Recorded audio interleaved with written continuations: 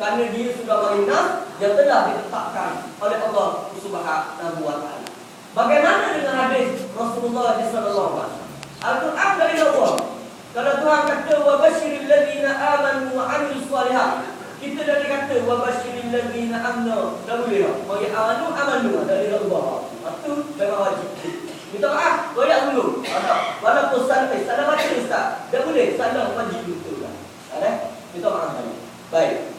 Bagaimana dalam masalah hadis Nabi sallallahu alaihi wasallam? Tak, contoh. Nabi sebut lain, kita dah ingat. Kita dah ingat. Nak kata benda Nabi sebut. Nabi sebut innamal a'malu binniyat. Dalam bahasa Melayu kita terjemahnya sesungguhnya amalan itu dengan niat.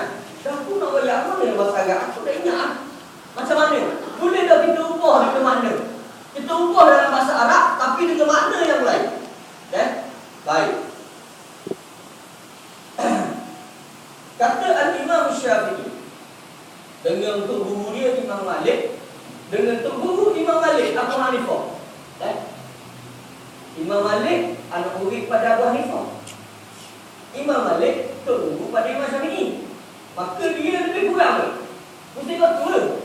Tapi jadi mazhab. Jadi satu pandangan, jadi satu dikotang. Baik. Kata puan-puan ni boleh bagi seorang yang alim yang duduk dalam suatu majlis untuk menyampaikan satu kitab, tiba-tiba dia tak mari nak ingat hadis Nabi sallallahu alaihi wasallam, ataupun memang ingat tapi nak suruh orang faham dengan lebih jelas, dia beri dengan makna dengan syarat bertepatan dengan makna. Itu kalau hadis Rasulullah sallallahu alaihi wasallam. Apa tak? Jadi dia tak boleh ubah, tapi dia nak tegak orang biar orang faham. Makna serupa, maka ini dibolehkan bersandarkan pada apa yang dibuat di sini. Baik, apa yang dibuat di sini kita tengok. Tuhan kata hitta, dia kata haba. Makna dia serupa.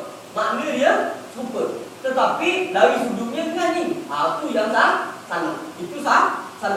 Baik. Yang boleh disebut serupa hitta, dia kata haba. Itu ayat pertama. Ini hadis Nabi sallallahu alaihi wasallam. Bila kita nakal, kita dah ingat. Tapi kita boleh khabar secara makna, tapi makna dia dia tepat. Apa dalil? Dalil dia kepada bangsa-bangsa yang lain. Apa dalil? Kalau bangsa yang lain, kalau para ulama mari depan ni, kita panggil semua ustaz, kita baca hadis dalam baca hadis Nabi sallallahu alaihi wasallam dalam bahasa Arab semata-mata. Kita faham? Dah faham? Pada rumah gitu lah. La yu'minu ahadukum hatta yuhibba li akhihi ma yuhibbu li nafsihi. Maksudnya tak apa sama orang lain dulu. Macam pula ada lain. Surah Allah, surah Rasulullah sallallahu alaihi wasallam. Maka apa komat? Boleh dia. Jadi dia satu. Sebab dah faham. Maka dalilnya Al-Imam Syafi'i, Imam Malik, Imam Abu Hanifah mengatakan, kalaulah bangsa lain boleh diterjemahkan ke dalam bahasa dia, kita bangsa Melayu terjemah. Bukan kata Nabi yang bahasa Melayu. Betul tak? Nabi dah betul dalam bahasa Melayu. Kita kata, okey, tidak beriman seseorang kamu. Nabi disebut itu. Nabi dah sebut itu.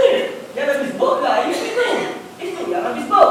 Maka para ulama kata, ulama-ulama ini sebut boleh untuk kita nakalkan hadis Nabi sallallahu alaihi wasallam dengan syarat bertepatan dengan apa yang disebut oleh Rasulullah sallallahu alaihi wasallam. Yang jadi masalah, kita ni bagi nakal benda yang tak dinakal oleh Rasulullah sallallahu alaihi wasallam. Ini yang jadi masalah. Kalau tepat dengan benda Nabi sebut, walaupun tak ingat kalimah dia suka-suka, tak apa. Kita berlari buat cerita yang tidak ada dalil yang kuat.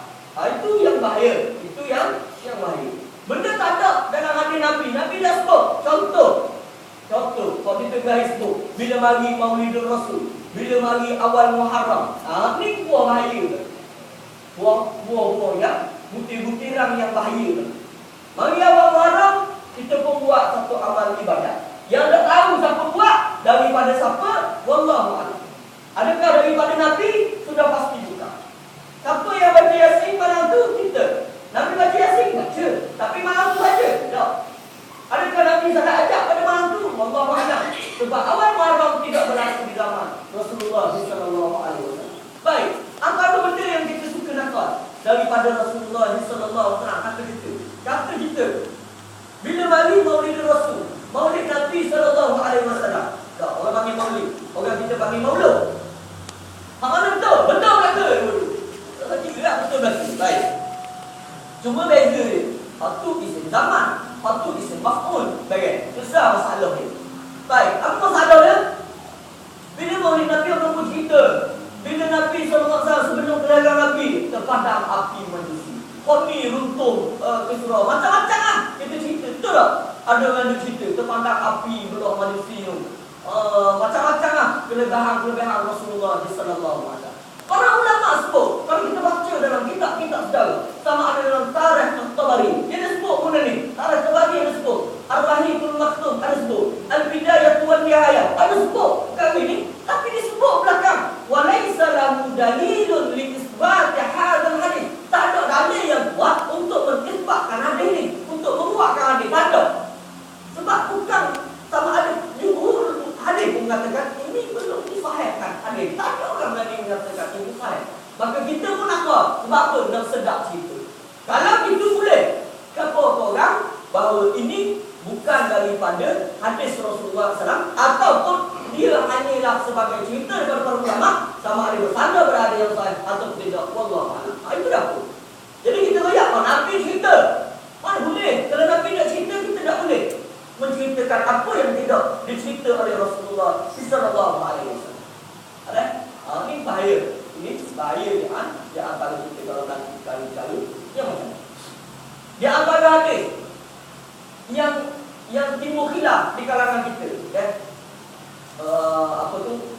Utlubul ilma walau fi sin. Tuntutlah ilmu walaupun ke negeri Cina. Ada dua orang ulama hadis mengatakan hadis ini bukan hadis. Kita dah layak di hadis. Maka kita pun hari ni ada tambang murah, musim-musim cuti sekolah pergi ke China. Sebab bukan nak minta ilmu, barang-barang murah. Tentu dia kerja kita, sebab barang-barang murah. Boleh wallet, boleh wallet jaga. Dah apa lah? Dah tak ada. Selesai masalah tu. Baik. Tapi masalah hadis ini, adakah dia hadis? Maka ini khilaf di kalangan ulama. Hadis yang macam ni boleh bawa lagi. Sebab masih khilaf di kalangan ulama. Sebab ada ulama mengatakan maudhu', ada ulama mengatakan ini hadis Rasulullah sallallahu alaihi wasallam. Kalau nakal sama dengan Nabi sallallahu alaihi wasallam itu baik. Kalau nakal daripada Nabi sallallahu alaihi wasallam dengan bertepatan makna, tak kena lafaz tapi makna tepat, itu baik. Tapi kalau bukan daripada Nabi, kita kata itu dari Nabi. Ni yang tak. Ni yang tidak. Mari nisfu Sya'ban. Kita sambut nisfu Sya'ban. Kita bawa fadilah. Siapa yang bawa hadis ini? Allah mana? Adakah daripada Nabi ataupun maudhu' ataupun bukan hadis? Hanyalah kata-kata para ulama. Mari kita kenal. Ini jadi masalah. Bila timbulkan. Contoh lagi. Bila anak kita dilahirkan, anak tu lelaki atau puan, maka kita bersandarkan pada hadis yang disebut oleh Rasulullah sallallahu alaihi wasallam. Baik. Apa dia? Bila baby tu baik, kita pun azan dan juga iqamah. Memang dah azan dengan iqamah. Kecuali mak bapak ada erti azan ataupun ada erti iqamah. Dia pun bahasi bacaan. Dia harus saya nak faham. Dia harus Allahu Akbar, Allahu Akbar. Itu mak ajar ni. Ada apa lah? Mak dia dah timbang. Sudah. Itu masalah dia. Baik. Apa masalah dia? Mereka yang bersandarkan pada hadis ini, kebanyakan para ulama mendhaifkan hadis ini, sehingga ada ulama mengatakan hadis ini maudhu'. Dia bukan hadis Rasulullah sallallahu alaihi wasallam. Tapi berapa lama yang buat? Boleh kata semua yang buat. Nasib baik. Sebab tu nasib sini nasib baik kita yang tidak apa.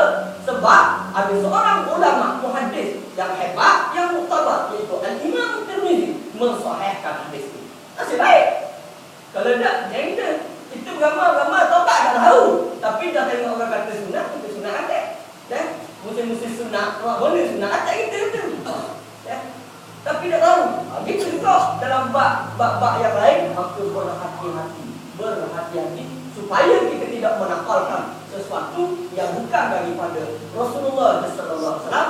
Sebab Nabi dah sebut, orang yang mengatakan perkara yang tidak aku kata, maka dia sendiri yang menyediakan tempat di dalam neraka. Waliyadzubillah inna. Waktu Nabi dah sebut, "Man kadzdzaba alayya muta'ammidan falyatabawa maq'adahu minan nar." Hadis ini dia tempat dia dalam